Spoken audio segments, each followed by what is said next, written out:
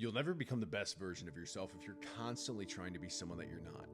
This world has a way of trying to tell us that we need to fit someone else's expectations, or that we need to try and act how people want us to act, or shape our lives in a way that we fit into what everyone else thinks is right.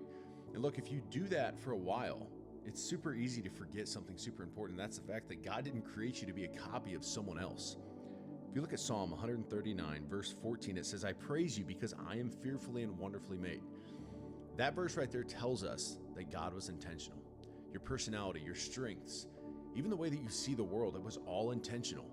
But this world, it's got a way of, pressuring us and making us believe that we need to act like someone else, or we need to be like someone else, or fit into a certain criteria or a certain box. And look, if you live like that long enough, you're going to end up performing rather than living honestly. If you look at Galatians chapter 1, verse 10, it says, "Am I now seeking the approval of man or of God?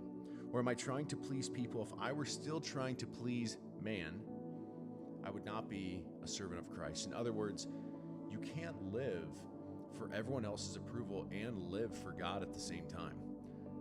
Look, the honest truth is this. The strongest version of yourself, it's not the one pretending to be someone else. It's the one who walks honestly with what God created you to be.